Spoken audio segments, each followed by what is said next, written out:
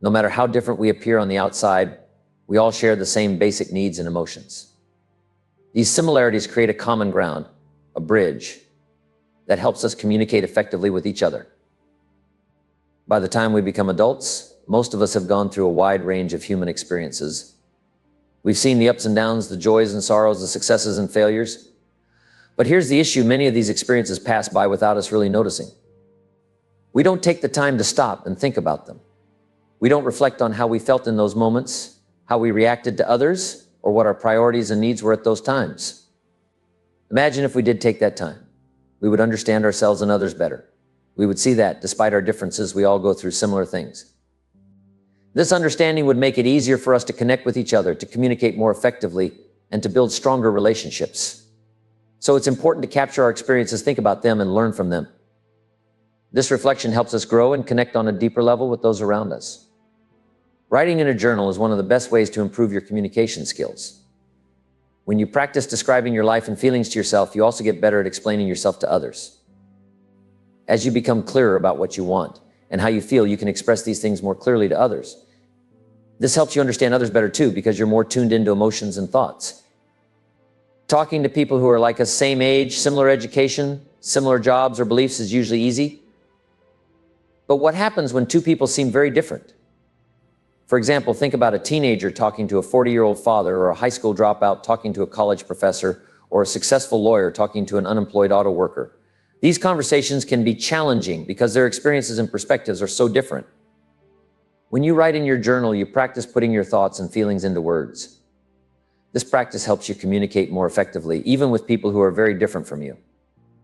You learn to find common ground and understand others better, making conversations smoother and more meaningful. So journaling isn't just about writing, it's a powerful tool for better communication and understanding in all areas of your life. Now, the real difficulties in communication start to show up.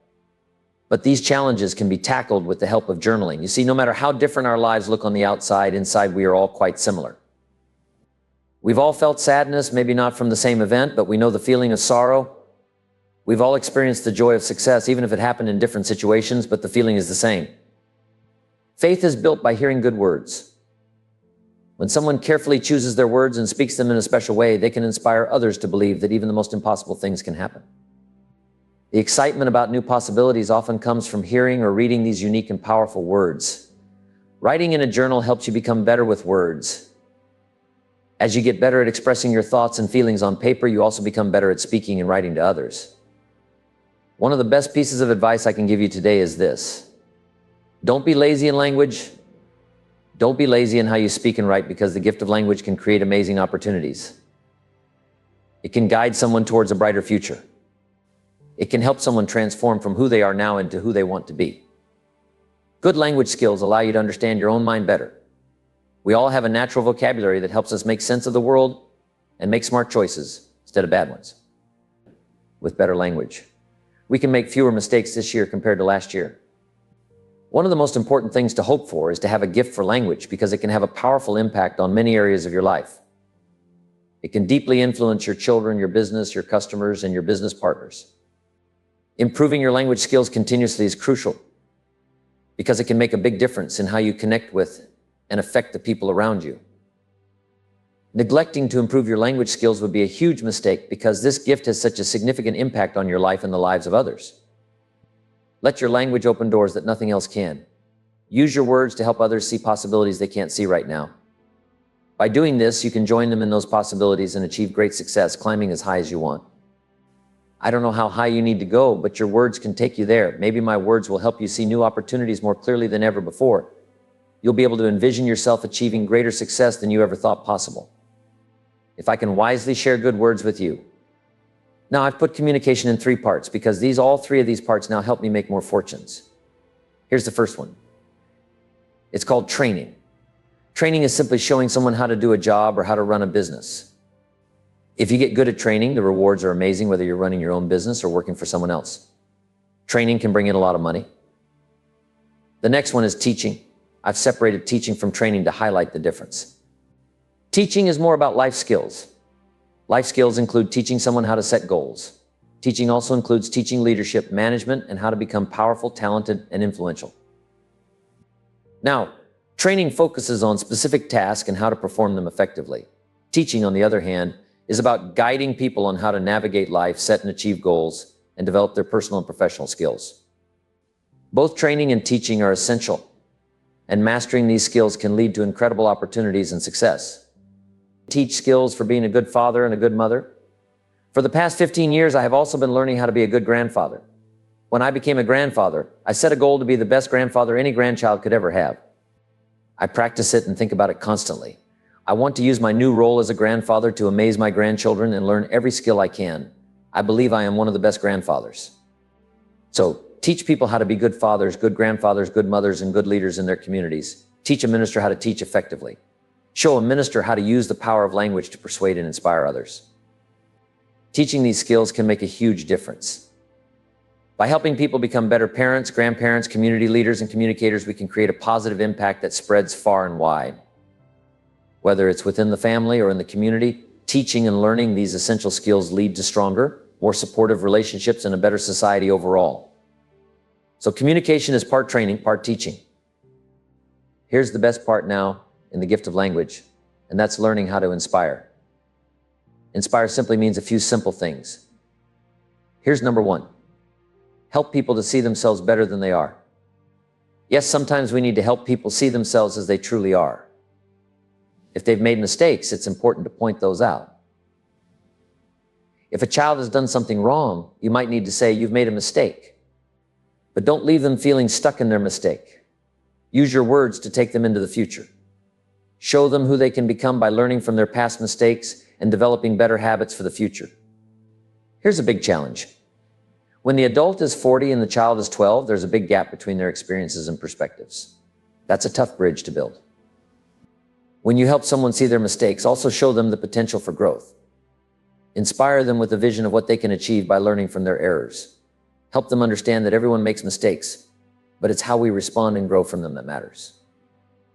Use your language to encourage and motivate them, bridging the gap between past mistakes and future success. Especially when there's a big age difference, like between a 40-year-old and a 12-year-old, it takes extra effort to connect and communicate effectively. But with patience and the right words, you can help guide the younger person towards a brighter future, using their past as a stepping stone rather than a stumbling block. How do you identify yourself? Here's a great way to think about it. Remember when you were 12 years old and talk about that time. I remember being 12 very clearly. I can recall almost every day of being 12. One of the big challenges of being 12 is that you are not 13 yet. Teenagers who are older than you go off and do fun things. If I heard it once, I heard it 100 times. You're only 12. I thought to myself, wow, I'm stuck here. It felt like being stuck in one place. Finally, after what seemed like forever, I turned 13. Kids will understand this feeling being 12 and wishing you were 13. Okay, that's important. Here's the next part of communication. Attack the problem, not the person. You need to be careful with your words. When handling these kinds of challenges, sometimes you need to put love and hate in the same sentence to avoid misunderstandings. It's amazing when someone helps us by pointing out sensitive issues. They should focus on the problem but have a genuine desire to help. Sometimes, though, we get careless with our words. We intend to help, but we say things the wrong way. What if you wanted to ask someone, "What's troubling you?" But instead you said, "What's wrong with you?"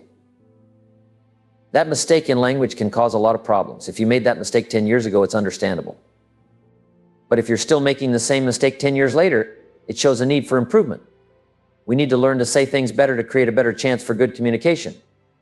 We should aim to discuss things constructively without saying the wrong thing. Correcting these verbal mistakes is important. Here's a good way to address problems. Talk about your own experiences. For example, you could say, "Mary, I was in the same situation. I misunderstood something and made a mistake. I ended up going down the wrong path and got into serious trouble a year later. I eventually worked my way out, but you can avoid this kind of problem with a few words of advice. Use your own experiences to illustrate the issue. Admit that you were the problem at one time. Say, "I caused people trouble when I should have been grateful, and it didn't benefit me at all." This approach is called attacking the problem in yourself. Here's another way to address a problem. Use a third-party example. You can say, "I know someone who made a mistake, and if they were here, they would tell you with tears in their eyes, 'Don't go down this road.' Finding solutions often comes through communication. We help someone by guiding them through their present situation. Sometimes we need to take them back to review their past mistakes. So remember this approach. Sometimes the first step in helping someone is to take them back to their past mistakes. This helps them see what went wrong and understand how to avoid those mistakes in the future. We need to look at the mistakes that brought them to a bad place. These could be errors in judgment, health decisions, career choices, or personal matters. Sometimes we have to help someone revisit those difficult times, which can be hard. The next challenge is to bring them to the present. Show them how things are now. The present is always full of hope and possibilities. If they start now to fix those mistakes, they can create a new path and a new direction. Because the direction you take determines your destination. Encourage them to start making changes now. We help them understand their past mistakes, which might bring tears, sadness, or a temporary cloud over their mood. They realize, yes, that's where I went wrong, but now. The present is like spring, a time of new opportunities. We describe the present and the opportunities it holds. The best part is to help someone look forward to the future. Imagine their problems solved, with money in the bank and their health restored. Restoring health takes time, so guide them to envision the future. In a few months, they'll notice a difference. In the first year, the change will be amazing. By the end of the third year, they'll experience a remarkable abundance and transformation.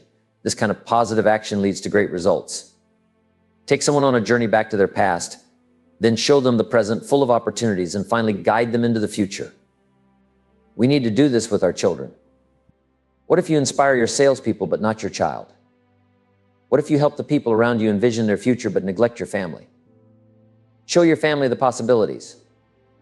Tell them that by working together, you can create an extraordinary family, supporting and drawing strength from each other. Explain how things can and will be. Remember this, the promise of the future is an awesome force. In the future, problems can be solved. In the future, fortunes can be made. In the future, productivity can be amazing. So you need to be able to describe the past, present, and future clearly. This is one of the biggest challenges in communication. Here's one of the best ways to inspire someone else. Help them see themselves better than they are now. Sometimes we also need to help people see themselves as they are. If your child has made a mistake, you need to say, hey, John, you have messed up. But here's the important part. Parents, don't leave him in that mess. Help your child understand their mistake, but also show them a way forward. Let them know that their future can be bright, that they can improve, and that they can achieve great things. This combination of honesty about the present and hope for the future is powerful. It can motivate and inspire people to become their best selves. So they've messed up. How quickly can they turn it around? Almost overnight. What could the future hold if they start making better choices? It could be absolutely amazing and unbelievable. We quickly move from saying, yes, you messed up, no doubt about that, to showing them how quickly they can recover. Explain how fast they can change their future in a positive way, compared to the negative path that led them to their current situation. Language is a powerful tool. It can rescue someone from oblivion, send them into the future with a vision of promise and possibilities. Don't be lazy in using these gifts. Someone might say, how good do we need to be at this? The answer is, as good as you possibly can be. Someone might think this is only a child, but what better place to start correcting a few errors and building the promise of the future? We can't say it's only a child. This child could be the next superstar. They could become a highly productive person who starts businesses and employs millions. Properly correcting and inspiring a child holds incredible potential. The promise of the future is a powerful force. My mentor worked on me with this approach. He said, Jim Rohn, if you keep up these disciplines and skills, keep increasing your productivity, learn how to work with people, do your job well, and teach others, I promise you, you will have a unique place. I promise you. He kept saying, things will change. I promise you a bank full of money. I promise you a heart full of gratitude. I promise you a family with unusual respect. I promise you an audience that won't quit. He just kept making these promises. He said, take it from me, I have the experience, I know. With your dedication, if you keep up this pace, the day will come. The day will come, he painted this vivid picture for me. In the first year, I couldn't sleep at night because I was so excited. Then one day he said, one of these days you'll walk into a room full of people, and as you enter, you'll hear someone say, that's him. That's the famous man. I thought, that could never happen to me. I was raised in obscurity. One of my first skills was milking cows. How could that lead to people recognizing me as a famous man? But sure enough, year by year, audience by audience, and book by book. As I traveled this journey, his promise started coming true. Today, even before I reached this auditorium, I think I heard someone say, "That's him. That's the famous man." I just wish my mentor, Mr. Schoaf, were here to see this. He would say, "I told you. Listen to what they're saying. I told you. I told you, that's right. It's happening. I wonder how much further I can go. I wonder how much more I can achieve." Wow, that's the gift of language. It can transport people into the future.